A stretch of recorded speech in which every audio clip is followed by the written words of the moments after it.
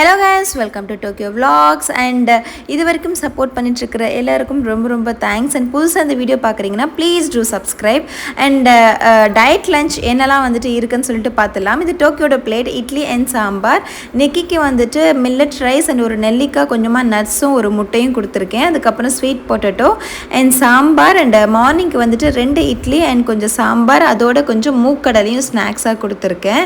And இது வந்துட்டு எங்களோட டயட் குக்கிங் இல்லையா. ஸோ வீட்டில் வந்துட்டு அம்மம்மா வந்திருக்காங்க. ஸோ அவங்களுக்கு கொஞ்சம் ஸ்பைஸியாக ஏதாச்சும் சாப்பிட வேணும் இல்லையா. ஸோ அதுக்காக மீல் மேக்கர் வச்சு சின்னதாக ஒரு தொக்கு மாதிரி பண்ணிட்டேன். கொஞ்சமாக எண்ணெய் ஊற்றி பட்டா, லவங்கம், பெருஞ்சீரகம் அந்த மாதிரி விஷயங்கள் எல்லாம் போட்டுட்டு அது கூட கருவேப்பிலையும் போட்டு நல்லா வதக்கிட்டேன். கொஞ்சம் கடுகையும் ஆட் பண்ணிக்கிட்டேன் இந்த தடவை. அதுக்கப்புறம் சின்ன வெங்காயம் நல்லா உரிச்சிட்டு இந்த மாதிரி போட்டுக்கிட்டேன். பெரிய வெங்காயம் இருந்துச்சுன்னா இந்த ஒரு தொக்குக்கு வந்துட்டு பெரிய வெங்காயம் இன்னும் கூட கொஞ்சம் நல்லா இருக்கும்.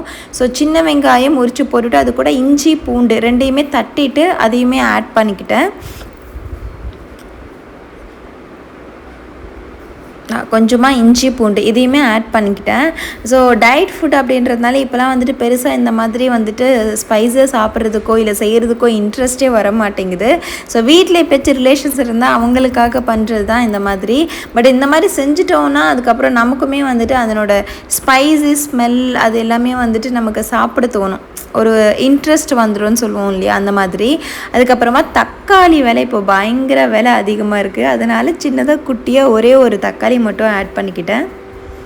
தக்காளி நல்லா வதங்கிடுச்சு. 10 நிமிஷத்துக்கு முன்னாடி ஊற வச்ச சோயா தான் மீல் மேக்கர்னு சொல்லுவோம் இல்லையா.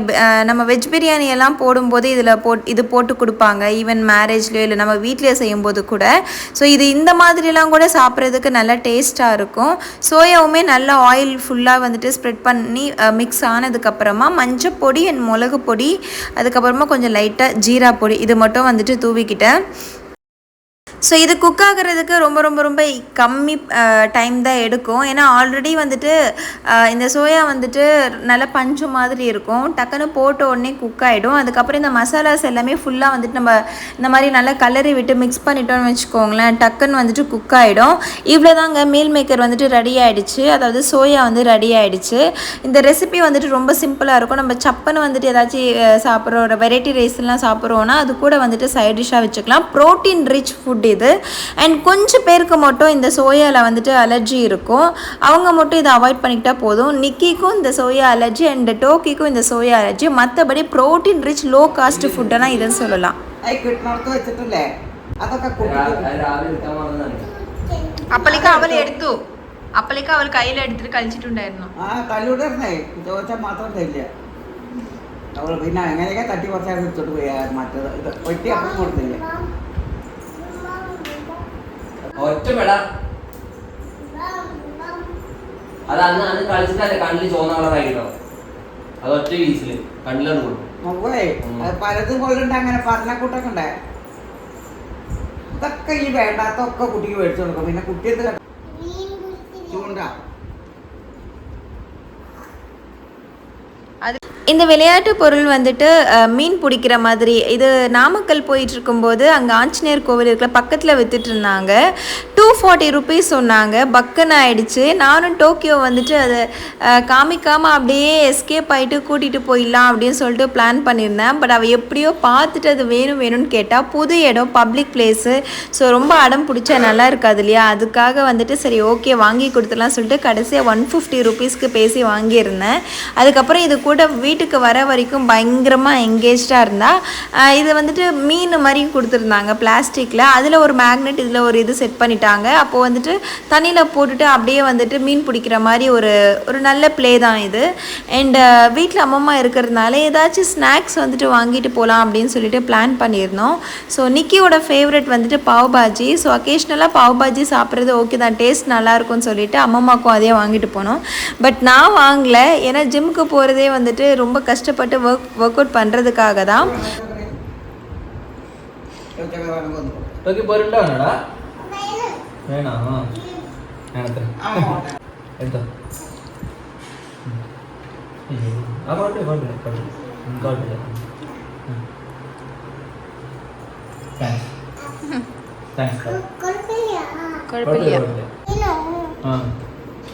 കോൾഡായിരുന്നു. நீ உறங்கும்போது பியூட்டி கார்டு கொடுக்கட்டோ இப்போ லெவலின் கொடுத்தோம் ചിക്കൻ്റെ കളറിൽ ലെമൺ പീസ് ഇതാ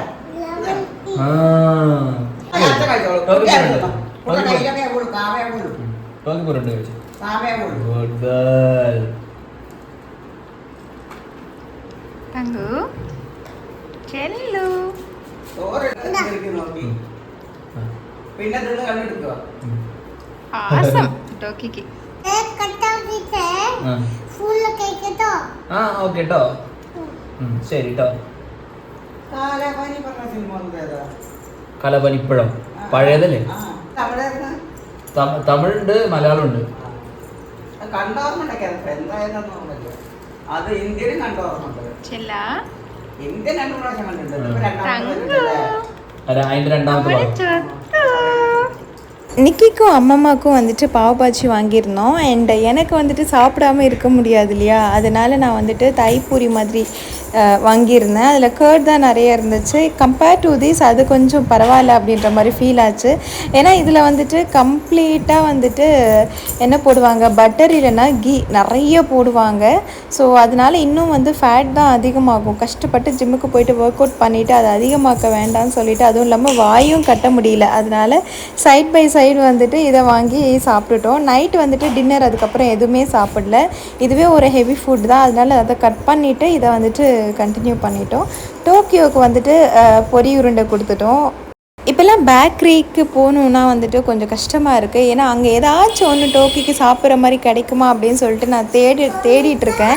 ஆக்சுவலி நேற்று நான் கங்கா ஸ்வீட்ஸ் போகும்போது நான் அப்படியே தேடுறேன் ஏதாச்சும் வந்துட்டு டோக்கி சாப்பிட்றது கிடைக்குமா அப்படின்னு சொல்லிட்டு அங்கே இருக்கிறவங்க அந்த ஷாப்பில் இருப்பாங்க இல்லையா அந்த 2 பசங்க பார்த்துட்டு சிரிக்கிறாங்க நான் தேடுறது பார்த்துட்டு ஏதாச்சும் அவளுக்கு வந்துட்டு கீ அதிகமாக இல்லாமல் ஆயில் ஐட்டம் அதிகமாக இல்லாமல் கொஞ்சம் நல்லதாக ஏதாச்சும் கிடைக்குமா அப்படின்னு சொல்லிட்டு ஒரு சர்ச்சிங் அதனாலே இப்போலாம் வந்துட்டு அந்த சைடு போகிறதுக்கே ரொம்ப அவாய்ட் பண்ணிகிட்ருக்கேன் அங்கேருந்து முறுக்குலாம் வாங்கி கொடுத்துட்டு இருந்தேன் முறுக்குமே வந்துட்டு கெட்டது அந்தளவுக்குலாம் நல்லது கிடையாதுல்ல ஓகே சாப்பிடலாம் பட் அதே ஒரு ஹேபிட்டாக வச்சிடக்கூடாது இல்லையா ஸோ டோக்கி அதை கொஞ்ச நாள் அதே ஒரு ஹேபிட்டாக வச்சுட்டு இருந்தேன் அந்த டைம் ஃபுல்லாக எனக்கு ரொம்ப பயமாக இருந்துச்சு அதனால இப்போ வந்துட்டு அதையுமே வாங்காமல் ஸ்டாப் பண்ணிட்டேன் பட் கொஞ்சம் சங்கடமாக இருக்கும் அந்த மாதிரி பார்க்கும்போது அவ்வளோ ஐட்டம்ஸ் இருக்கும் குழந்தைங்களுக்கு ஆசையாக கொடுக்கறதுக்கு பட் அது சாப்பிடக்கூடாதுன்றதுனால அதை பார்க்கும்போது அவ்வளோ வெறுப்பு வேறு வந்துடுது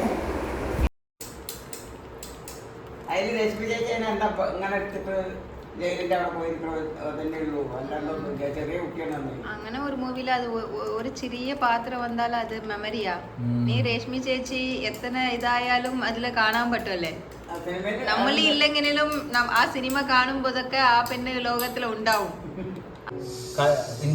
ഈ പടം പറയില്ലേടാ ഇപ്പൊ നമ്മുടെ കുട്ടികളെ അവരുടെ കുട്ടികളൊക്കെ ഓൾഡ് മൂവീസ് പറഞ്ഞിട്ട് அவங்க உயிரோட தானே இருப்பாங்க நம்மலாம் வந்துட்டு இருந்தோம்னா நம்ம குழந்தைங்க நம்ம பேரம் பேத்திங்க தான் நம்மளை தெரியும் அதுக்கப்புறம் நம்மளை மறந்து போயிடுவாங்க நம்ம இருந்த ஹிஸ்டரி கூட இருக்காது